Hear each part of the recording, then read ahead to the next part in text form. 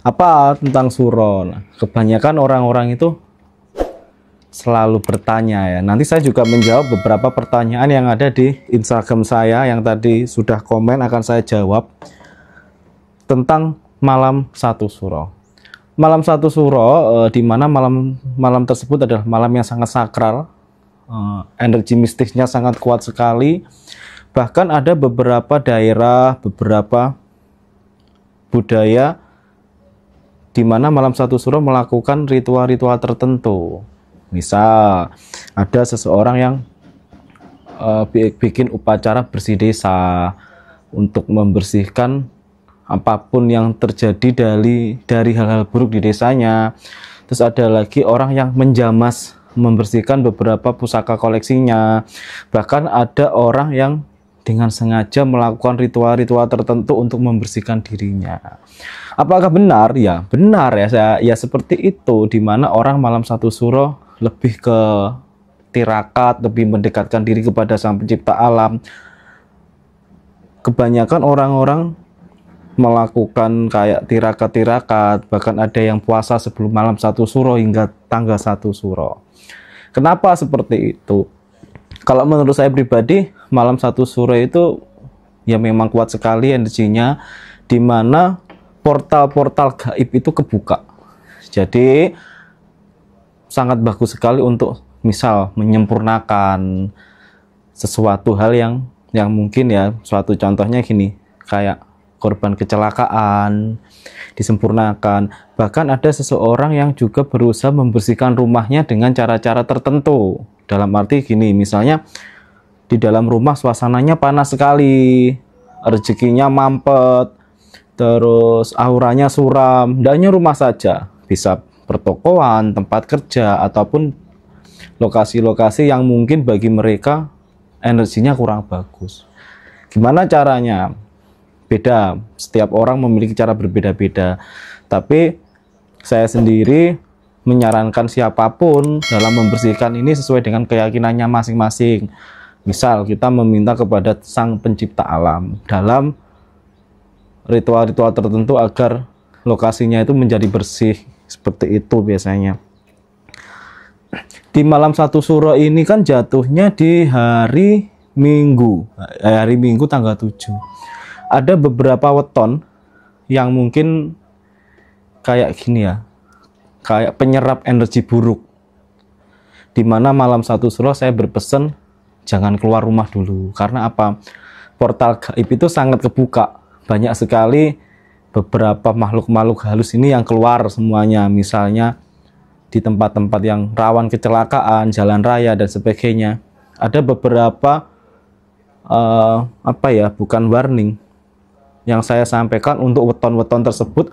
Kalau bisa di malam satu suro ini jangan keluar.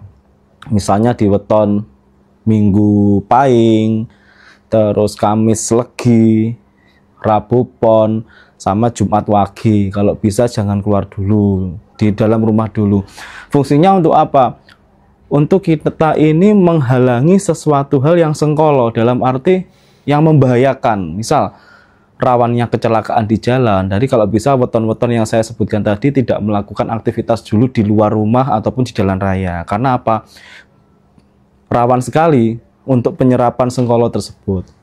Nah, gimana caranya untuk kita antisipasi agar kita tidak terkena sengkolonya? Ya ini, jangan keluar rumah dulu. Terus tirakat, mendekatkan diri kepada Sang Pencipta, ibadah sesuai dengan kepercayaannya masing-masing. Itu saran saya. Jadi weton-weton yang saya sebutkan tadi kalau bisa jangan keluar dulu di malam satu suro. Berarti kalau perhitungannya sudah masuk malam suro itu tanggal 6 habis maghrib itu sudah masuk malam satu suro. Jadi jangan keluar dulu untuk weton-weton yang tadi saya sebutkan. Terus saya akan menjawab beberapa pertanyaan yang ada di Instagram saya. Jadi saya sempat ngepost pertanyaan apa yang panjenengan tanyakan gitu. Nah, nanti dulu aja ya, karena banyak sekali. Karena akan ada yang saya sampaikan hal-hal apa yang terjadi di malam satu suro. Banyak seseorang yang tadi yang saya sampaikan membersihkan diri, membersihkan benda-benda koleksinya, misal pusaka atau dan lainnya, mengasah ilmu, terus kayak mensucikan dan menyempurnakan ilmunya dalam arti ilmu lain. Terus ada lagi kalau teman-teman di jalan ya tiba-tiba menemukan uang nominalnya biasanya itu tidak banyak, bisa 2000 apa lembaran itu bisa 5.000, bisa 10.000 di malam satu suro sampai bulan suro habis. Kalau panjenengan menemukan uang di jalan, jangan diambil. Karena apa? Kita nggak ngerti ya. Yang saya khawatirkan uang tersebut adalah uang yang sudah diritualkan untuk tumbal. Misal seseorang yang buat apesnya dengan cara ritual, diantaranya beberapa hal yang dilakukan membuang uang di jalan, itu jangan diambil. Karena apa? Sangat membahayakan sekali bagi panjenengan semua. Terus kalau makan di tempat umum, misalnya di warung atau di rumah makan, usahakan berdoa dahulu. Karena apa? Di malam satu suro, di bulan suro ini banyak sekali orang yang menyempurnakan penglarisnya. Nah, bayangkan, misal walaupun tidak semua orang menggunakan penglaris, tapi ada beberapa sebagian yang bisa terjadi memakai penglaris.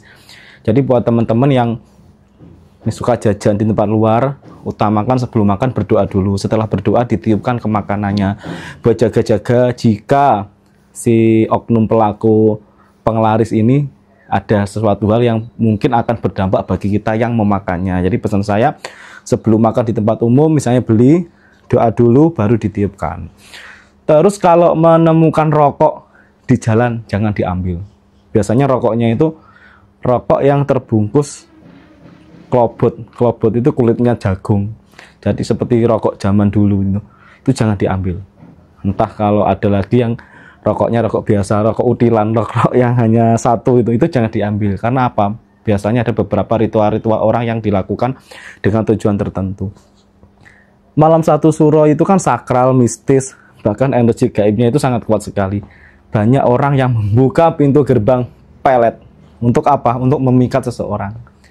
Misal, kalau panjenengan tidak suka dengan si A, tiba-tiba kok jadi suka ya, kok aneh ya. Padahal juga awalnya tidak suka, bisa jadi panjenengan kena pelet. Ciri-ciri orang yang kena pelet, terutama di malam suro sampai di bulan suro ini, dia akan gelisah, badannya panas, terutama ditekuk, dan di pikirannya itu selalu membayangkan seseorang tersebut. Berarti bisa jadi panjenengan kena dampak pelet atau guna-guna. Nah, tadi menemukan rokok sudah, menemukan uang sudah. Terus kalau panjenengan di jalan ketemu ada yang disebar kayak bunga tiga warna itu ya, kenongo, mawar, kantil, itu jangan sampai diinjek. Karena apa? Kalau diinjek panjenengan akan mendapatkan apesnya gitu. Apesnya apa ya? Macam-macam. Apes mungkin tiba-tiba ngambil, badannya sakit yang kurang wajar, atau banyak gangguan-gangguan yang berhubungan dengan gaib, itu sangat membahayakan sekali. Oke, saya akan melanjutkan pertanyaan yang ada di Instagram saya. Saya akan menjawab pertanyaan dari Wong Kampung Australia. Akunnya Wong Kampung Australia bertanya, keadaan ekonomiku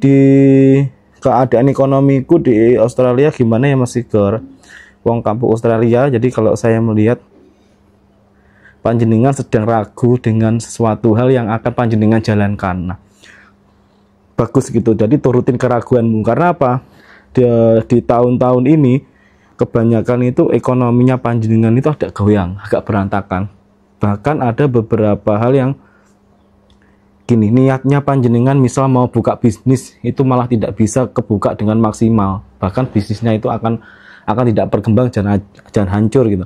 Ini bukan saya nakut-nakutin, tapi ini saran. Kalau bisa di tahun-tahun ini jangan membuka peluang bisnis dulu buat panjenengan. Jadi kalau punya modal dikip dulu di tahun depan baru bisa, misalnya pengen bisnis bisa lakukan.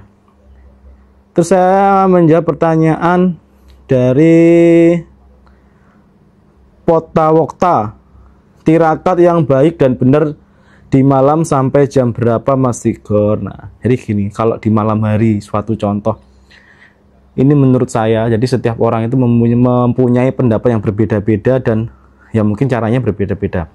Kalau bagi saya, tirakat yang baik itu bisa dilakukan antara jam setengah 1 malam sampai jam 3 pagi.